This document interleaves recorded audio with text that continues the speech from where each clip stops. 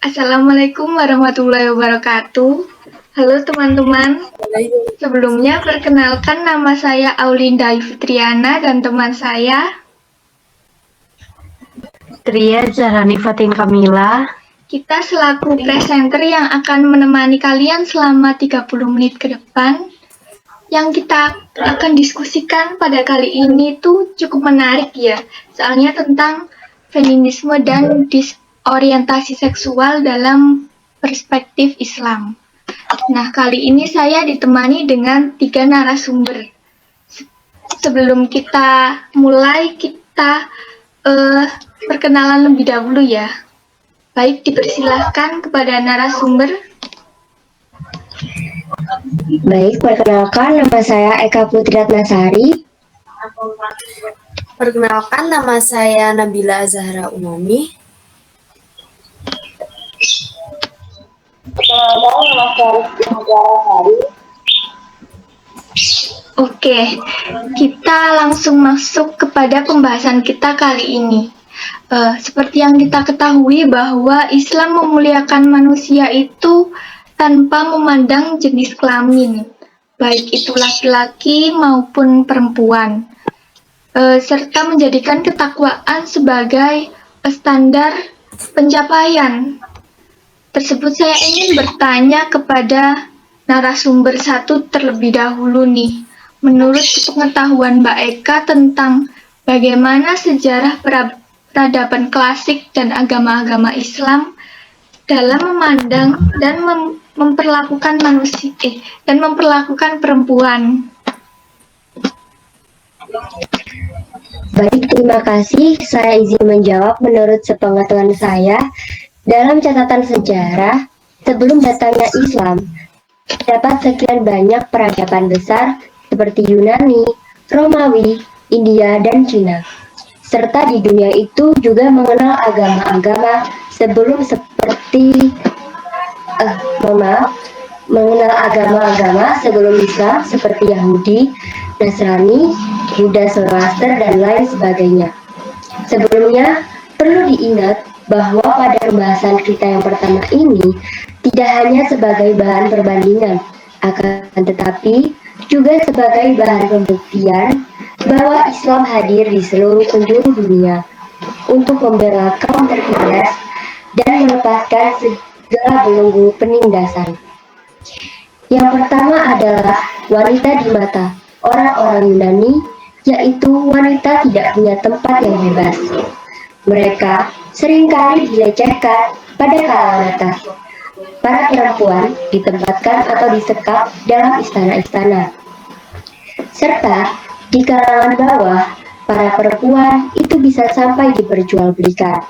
Untuk perempuan yang sudah berumah tangga, itu sudah sepenuhnya berada pada kekuasaan suaminya. Lalu, pada puncak peradaban Yunani, wanita diberi kebebasan sedemikian rupa untuk memenuhi kebutuhan dan selera laki-laki. Adapun dalam peradaban Romawi, wanita itu sepenuhnya berada di bawah kekuasaan ayahnya. Setelah menikah, kekuasaan tersebut pindah ke tangan sang suami. Seorang wanita yang bersuami harus berakhir pada saat kematian suaminya. Istri-istri harus dibakar hidup-hidup. Pada saat suaminya dibakar, hal ini baru berakhir pada abad ke-17 Masehi. Sementara itu, di semenanjung Arabia sebelum datangnya Islam, terdapat kebudayaan yang disebut jahiliyah. Pada zaman ini, perempuan dipandang sangat amat rendah. Seorang bapak bahkan merasa malu bila istrinya melahirkan bayi perempuan. Jadi, jika istrinya melahirkan bayi perempuan, itu biasanya dibakar secara hidup-hidup. Mungkin sekian yang bisa saya jawab. Baik Mbak Eka, terima kasih. Selanjutnya, Kemudian untuk pertanyaan yang kedua untuk Mbak Nabila ya. Pertanyaannya adalah seperti yang telah disebutkan oleh Mbak Eka tadi, Jika sebelumnya adanya Islam itu perempuan masih dipandang rendah, lalu bagaimana Islam sendiri dapat memandang perempuan sebagai makhluk mulia dan terhormat dan memiliki hak dan kewajiban? Silahkan. Baik, pertama-tama yang perlu kita ketahui bersama, Islam ini datang untuk membebaskan perempuan dari perlakuan yang tidak manusiawi dari berbagai kebudayaan. Manusia yang melenceng sebagaimana yang telah disebutkan oleh saudari Fatira tadi, Islam ini memandang perempuan sebagai makhluk yang mulia, terhormat, juga memiliki hak serta kewajiban. Islam adalah agama pertama.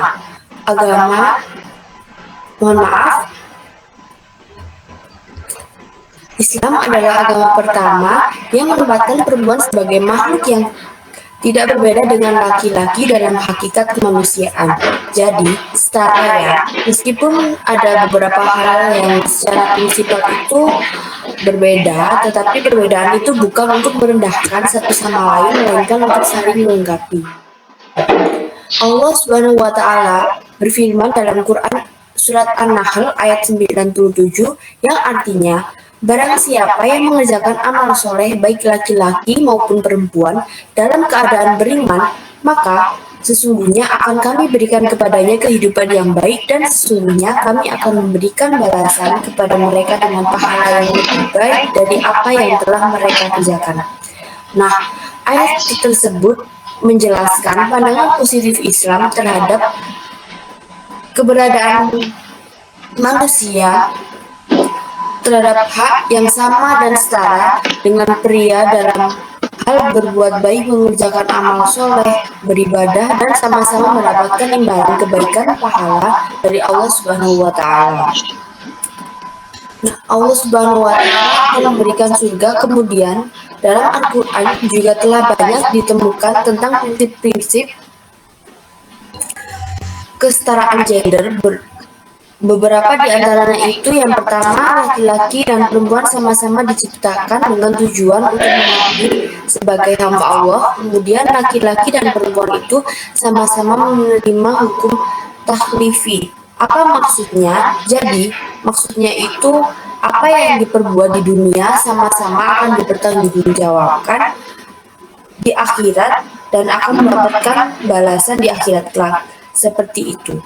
Kemudian laki-laki dan perempuan itu sama-sama menerima perjanjian primordial, yaitu sama-sama menyatakan sebuah ikrar ketuhanan tanpa adanya perbedaan, mengakui bahwa Allah Subhanahu wa Ta'ala adalah satu-satunya Tuhan yang patut disembah. Mereka juga meyakini bahwa mereka, kaum laki-laki dan perempuan ini adalah orang-orang yang lengah terhadap keesaan Allah Subhanahu wa Ta'ala. Kemudian laki-laki dan perempuan juga sama-sama memiliki potensi untuk meraih prestasi baik dalam aktivitas spiritual maupun dalam karir profesional mereka di dunia Islam, yaitu memberikan kesempatan yang sama bagi laki-laki maupun perempuan untuk dapat meraih prestasi secara maksimal. Selanjutnya saya ingin bertanya kepada Mbak Tiara, bahwa tadi sudah disebutkan oleh Mbak Nabila bahwa wanita itu memiliki hak yang sama dengan laki-laki. Namun secara spesifik menurut Islam, apa saja sih hak yang dimiliki oleh kaum perempuan? Baik, jadi hak perempuan menurut Islam itu ada dua ya. Pertama ada hak politik, itu seperti hak bekerja atau profesi dan hak sebagai pelajar. Kemudian yang kedua ada hak sipil, yaitu perempuan memiliki hak untuk berpendapat dan hak mengajukan cerai. Maksud dari hak profesi perempuan ini, perempuan mempunyai hak untuk bekerja selama pekerjaan itu dapat dilakukan dalam suasana terhormat dan tidak melanggar ajaran Islam. Maksud ajaran Islam ini, apabila ia sedang menikah, maka harus mendapatkan izin suami dan juga dapat melaksanakan urusan rumah tangga. Kemudian hak dalam kewajiban perkawinan dan keluarga, perempuan harus ingat bahwa ia mempunyai hak yang sama dengan laki-laki. Dalam perkawinan, perempuan punya hak untuk memilih suaminya secara bebas. dan tidak boleh ada perkawinan bangsa. Perkawinan yang dilakukan harus berdasarkan persetujuan dari kedua belah pihak dalam keluarga perempuan, jika memiliki hak dan tanggung jawab yang sama baginya seperti orang tua terhadap anaknya maupun pasangan suami istri.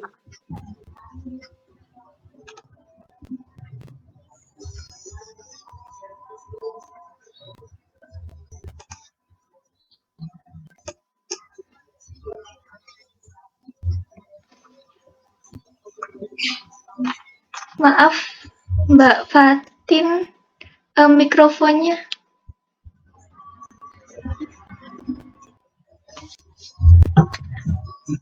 Terima kasih atas jawabannya yang sangat baik.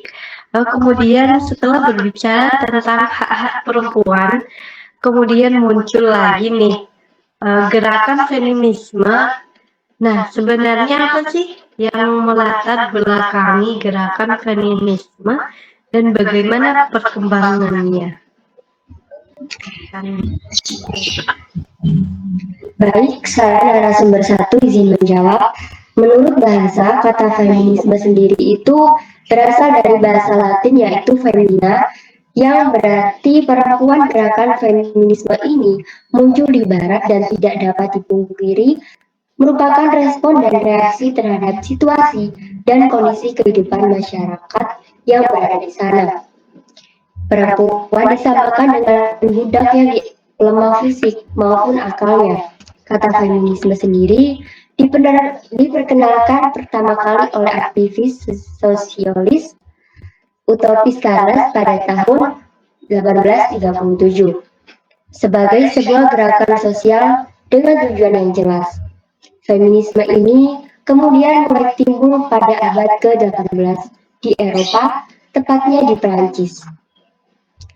Gerakan ini mulai berkembang sejak Perancis itu berubah menjadi republik.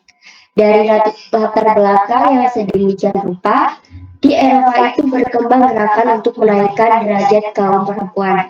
Tetapi setelah terjadi revolusi sosial dan politik di Amerika Serikat, perhatian terhadap hak-hak kaum perempuan itu mulai mencuat. Hal ini yang mendorong timbulnya feminisme adalah kepentingan kapitalisme dan emansipasi perempuan, baik setelah mengetahui apa itu feminisme. Terima kasih. Baik, saya ingin bertanya kembali kepada Mbak Nabila, apakah feminis ini tuh memiliki kesadaran yang sama tentang ketidakadilan, atau apakah mereka memiliki perbedaan perspektif mengenai hal tersebut? Baik, jadi benar, para feminis itu memiliki kesadaran yang sama tentang adanya ketidakadilan gender terhadap perempuan baik di dalam keluarga maupun masyarakat yang berujung pada penindasan wanita, namun mereka juga memiliki perbedaan pendapat. Nah, dalam perbedaan pendapatnya, menganalisis alasan sebab-sebab terjadinya ketidakadilan gender tersebut dan juga tentang bentuk serta target yang ingin dicapai oleh perjuangan mereka. Nah, dari perbedaan perspektif tersebut muncullah beberapa aliran feminisme.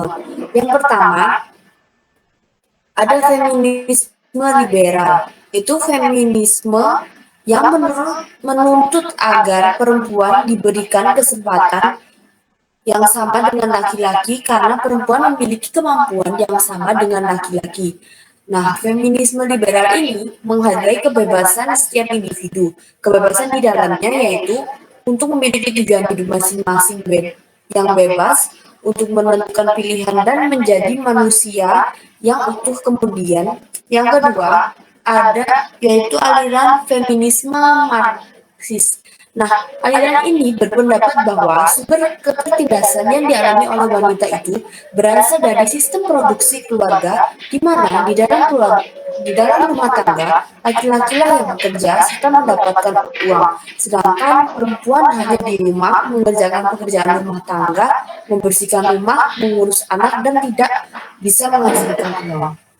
Hal inilah yang menyebabkan laki-laki bisa mendominasi serta semena-mena terhadap perempuan. Kemudian, aliran yang selanjutnya adalah feminisme radikal, yaitu aliran yang berpendapat bahwa penindasan terhadap perempuan itu terjadi akibat fisik perempuan yang lemah di hadapan laki-laki, di mana perempuan itu harus mengalami menstruasi, menopause, hamil, melahirkan, menyusui, mengasuh anak, dan lain-lain.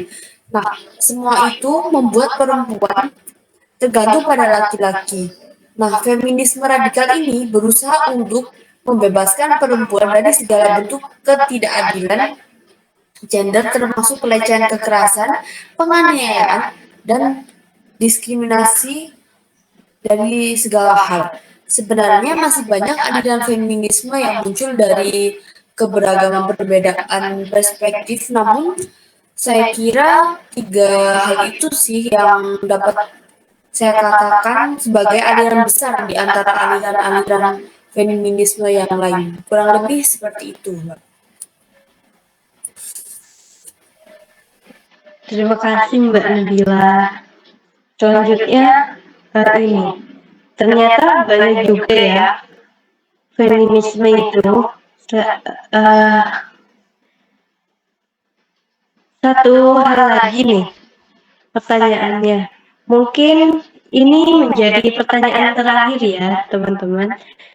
Dalam sesi perbincangan kali ini, saya ingin bertanya kepada Mbak Tiara, bagaimanakah Islam memandang gerakan feminisme? Selain itu, kita juga mengetahui istilah disorientasi seksual. Mungkin bisa dijelaskan sedikit tentang disorientasi seksual dalam pandangan Islam terkait hal tersebut. Terima kasih. Jadi saya menjelaskan Islam dalam pandangan Islam itu baik. Jadi sebenarnya dalam pandangan Islam itu kita memiliki dasar orang feminisme berbasis secara kehidupan dan hak antara perempuan dan laki-laki adalah satu hal yang tidak benar yang menyalahi kodrat kemanusiaan. Yang benar, Islam memandang perempuan dan laki-laki memiliki kebebasan setara dalam beberapa aspek, terutama dalam aspek kemanusiaan. Namun, hal ini tidak membuat Islam memberikan hak yang identik kepada perempuan dan laki-laki dalam semua hal.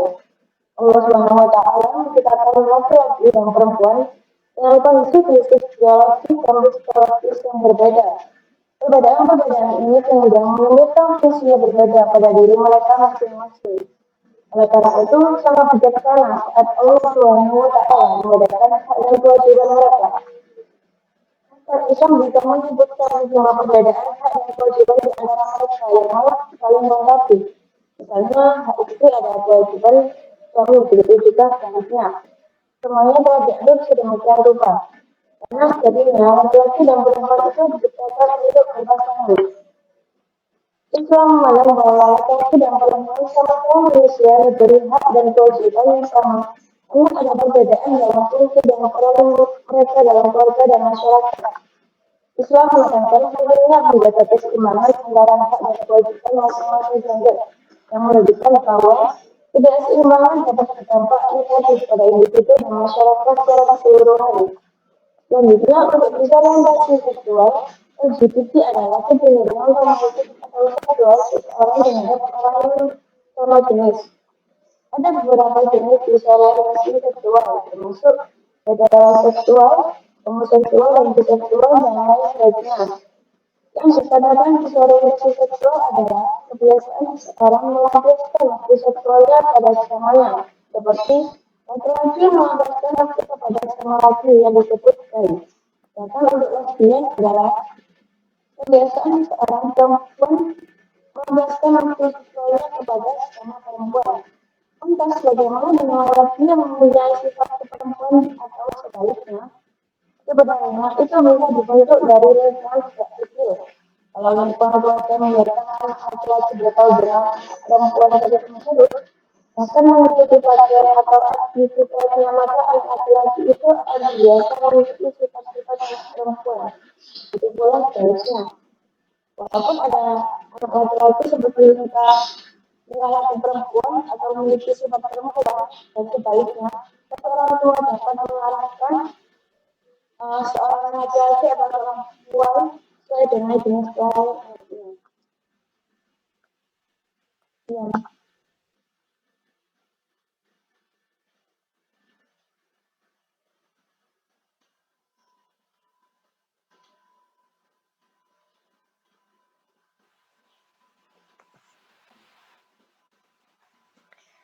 Oke, terima kasih Mbak Tiara.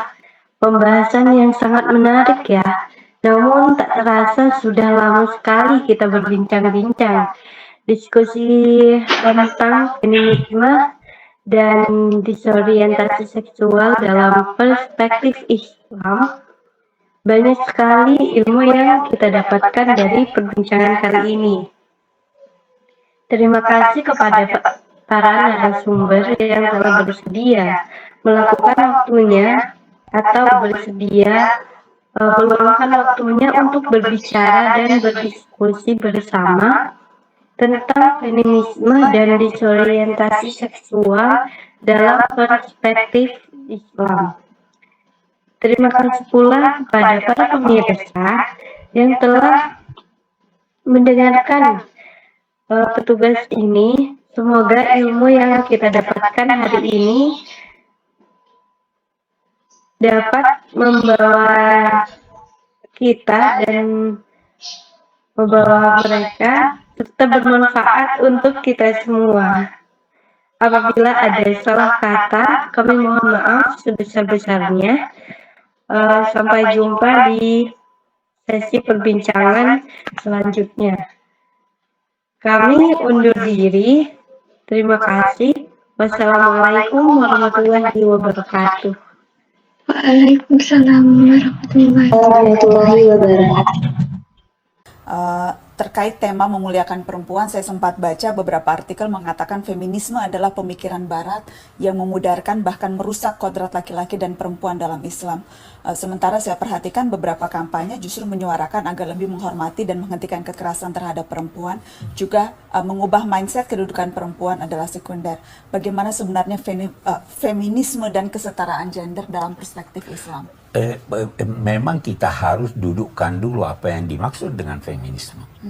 Yang penting bahwa perempuan mempunyai hak yang setara dengan lelaki.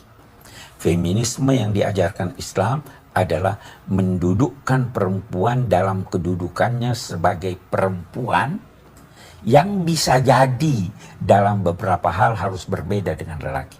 Saya beri contoh dalam ini. Islam menjadikan lelaki lelaki bisa menjadi saksi dalam hal-hal yang bersifat kriminal. Perempuan tidak. Kenapa? Menjaga emosinya. Bisa jadi dia tidak mampu melihat darah. Maka karena itu perempuan tidak usah jadi saksi dalam hal tersebut. Nah, sebaliknya, ada hal-hal yang bersifat kewanitaan yang lelaki boleh jadi tidak paham atau tidak wajar untuk melihatnya. Di sini lelaki tidak dipakai, perempuan yang dipakai. Jadi ditempatkan dia dalam tempatnya, dalam kedudukannya sebagai manusia yang memiliki kodrat yang tidak jarang ada yang berbeda dengan lelaki. Tetapi kalau menampakkannya persis seperti lelaki, itu namanya menciptakan jenis baru. Bukan lelaki, bukan juga perempuan. Tidak ada. Itu ada rumus. Setiap ciptaan selalu dibuat sedemikian rupa agar sesuai dengan fungsi yang diharapkan darinya. Saya contoh, pisau tajam, Ya. Bibir gelas tidak tajam, halus. Kenapa diciptakan bibir gelas seperti ini, tidak seperti pisau? Karena bibir gelas atau gelas fungsinya digunakan sebagai tempat cairan untuk diminum. Kenapa pisau dibuat tajam? Karena fungsinya memotong. Kenapa wanita diberi emosi yang lebih tinggi lebih peka daripada laki-laki. Pasti ada tujuannya. Kenapa laki-laki tidak diberi kemampuan untuk melahirkan? Jadi kita harus dudukkan semuanya ini. Kita tidak berkata laki-laki perempuan sama, tidak ada. Dia setara. Kesetaraan gender artinya bukan bahwa laki-laki dan perempuan setara dari segi fisik atau lain sebagainya. That's not what it means. Kesetaraan gender adalah perjuangan kita sebagai perempuan untuk mendapatkan hak yang sama seperti laki-laki, dan itu sangat make sense. Perempuan manusia bukan, laki-laki manusia. So sebagai manusia, kita seharusnya di mata hukum, di mata masyarakat mempunyai hak yang sama. Emang ada hak yang nggak sama menurut lo? Yeah, Like what? in many ways. What? Oke, let's say kita berdua adalah CEO ya, sebuah perusahaan yang besar. Kita lulus dari kampus yang sama. Ya, dan secara GPA pun let's say we're equal. It's very likely that you will get higher pay than me. Padahal kita sama loh kualifikasinya. Lo menemukan itu terjadi di Indonesia? Oh yeah, of course. Of course. Itu satu. Nah, makanya untuk melawan itu di kantor aku mayoritas dari staff aku perempuan, and they're all badass. Aku sangat setuju bahwa mayoritas laki-laki jauh lebih kuat daripada perempuan. Emang kita nggak bisa ngangkat batu besar, cowok lebih bisa. Bisa dong, You know, and aku sangat setuju bahwa kalau kita bicara kodrat ya, kodrat itu artinya kodrat itu artinya kemampuan fisik kita secara evolusi. Perempuan emang kodratnya melahirkan, punya anak dan melahirkan. Memang. Tapi sebagai manusia, kita sebagai perempuan punya hak untuk tidak mau punya anak atau tidak mau menikah. Itu hak aku dong sebagai manusia. Sama laki-laki juga kalau nggak mau menikah, someone gonna force you, get married, dude. Nobody's gonna force you, right? So, yang kita perjuangkan, dan makanya aku juga kurang setuju kadang-kadang dengan bagaimana orang mendefinisikan feminism. Karena feminism itu ada dalam sebuah spektrum juga. Ada hardcore feminist, ada feminist tipe lain juga. What I'm fighting for isn't for, yang aku perjuangkan adalah bukanlah untuk manusia-manusia atau orang-orang mengatakan perempuan itu setara dengan laki dalam segala hal. No. Bukan itu, no. Yang aku perjuangkan adalah agar perempuan memiliki hak yang setara sebagai manusia seperti laki-laki, dalam arti bisa memilih arah hidup sendiri, bisa memilih jalan hidup sendiri, bisa memimpin hidup sendiri, dan bisa diberdayakan cara berpikirnya agar sadar bahwa